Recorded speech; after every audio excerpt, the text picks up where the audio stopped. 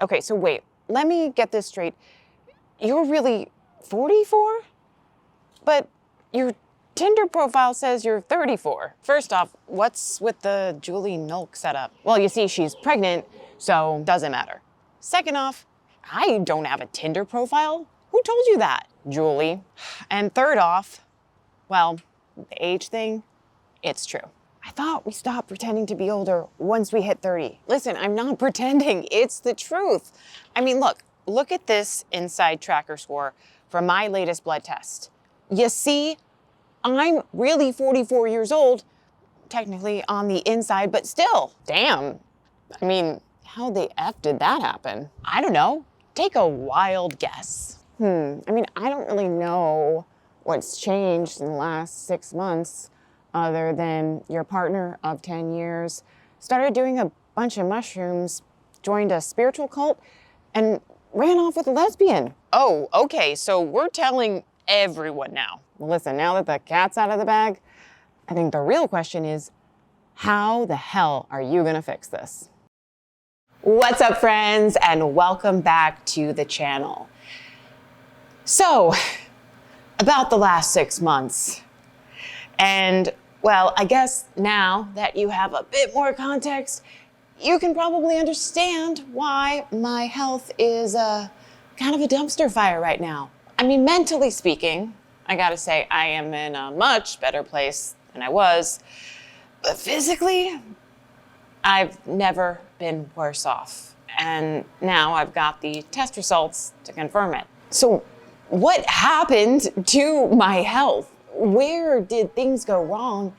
And most importantly, do I have a plan to fix it? And spoiler alert, I do. Before we get there, I think there is something that you all deserve to see first. And that is my test results. So here within the Inside Tracker app, you'll see a list of all my biomarkers that need the most work. You can see there's a lot.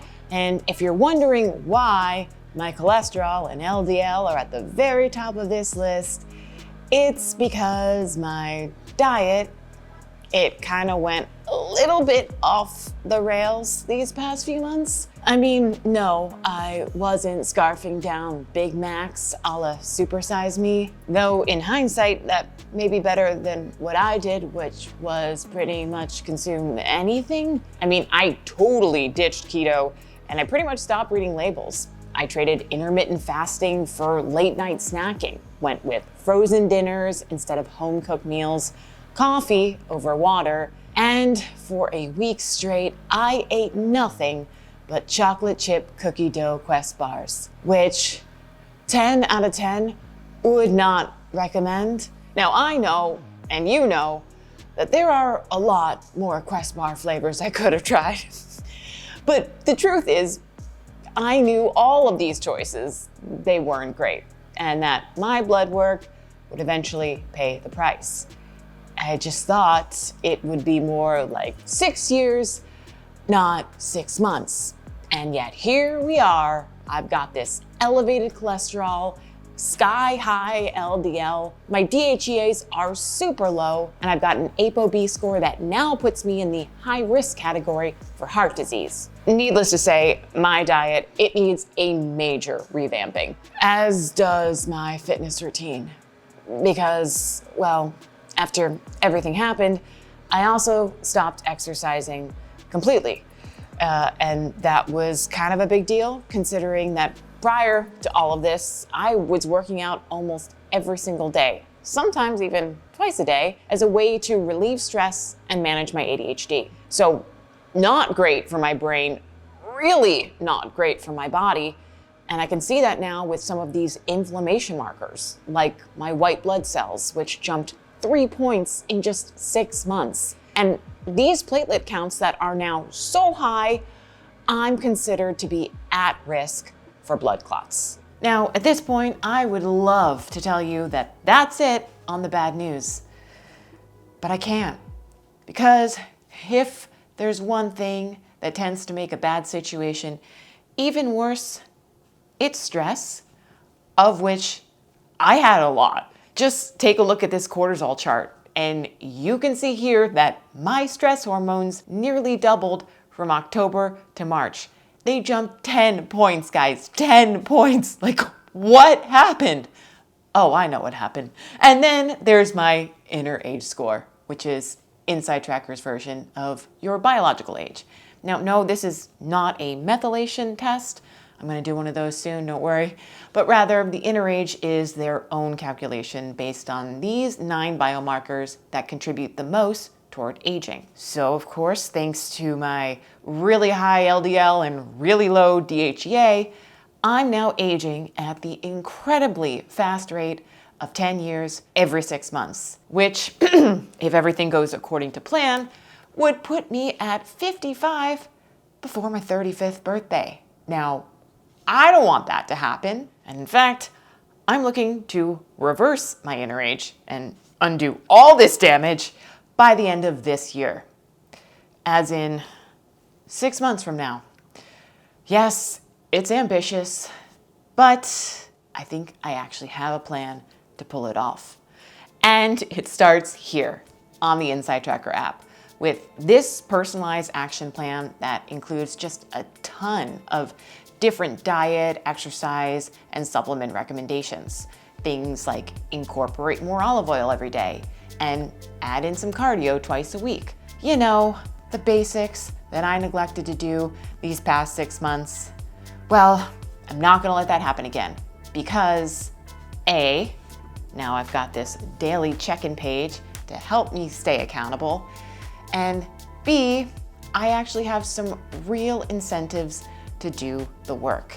And that's because Inside Tracker shows you all the biomarkers being helped for every single action item inside this details page. So for something like add in some cardio, this is actually targeting my white blood cells and HbA1c, which not only helps my blood, but also helps the goal I initially set for myself, which is stress. So 10 items, 6 months, probably a retest or 2 in between, but that is pretty much the Inside Tracker portion of the plan. But it doesn't stop there. Oh no, when I go overboard, I really go overboard.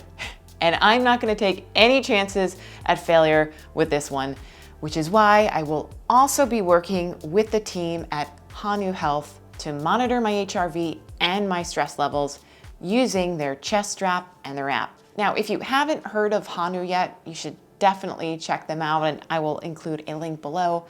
But I've been following them for quite a while now, and I gotta say, they are doing some incredible work in the mental health space by combining stress monitoring with biofeedback and now health coaching. So really exciting stuff. Stay tuned for all the updates on that front. Now, another thing I'm planning to do is, wish me luck, reduce my caffeine intake. Because Lord knows I drink a lot of coffee, and well, at this point, I don't think it's doing my stress any favors, or my sleep for that matter. Anyway, I'm gonna be making a switch over to this powder drink blend. It's called Mud Water. They just sent me over this adorable kit, and so I'm not fully getting rid of coffee. I'm just gonna swap out, you know, the 7th or 8th cup that I do. I know, guys, I'm reckless these days. We will see how that helps, and I will let you know what goes on there. What else am I doing? I just joined a gym. I signed up for BetterHelp, and well, I'm gonna try hyperbaric oxygen therapy. I've done it like once or twice before, but I hear you have to do it in like long stretches of time, which is a little expensive, so I'll see what I can do there. But I heard it can be really beneficial for stress. So I'm gonna try that out and let you know how that goes. So that is kind of the list, and I know it's a lot, and normally I would probably say you should isolate things, see what's actually working. But in this case, I'm gonna say, fuck it. Desperate times, they call for desperate measures. And so I'm just gonna throw everything under the kitchen sink at my health, and I guess we'll just have to see how it goes. But I promise I will keep you guys posted along the way. I think I have a couple more blood tests coming up in the next month or two, so we'll see how that ends up. And yeah, stay tuned. Make sure to subscribe. We've got some really cool stuff coming down the pike. Or is it pipe? Pike? Who cares? Anyway, thank you guys so much for watching. I'm not really sure what's going on with this background yet. I just moved, hence why I've been gone for a while. I missed you. Things will evolve. Until next time, I can't wait to catch you on the next one.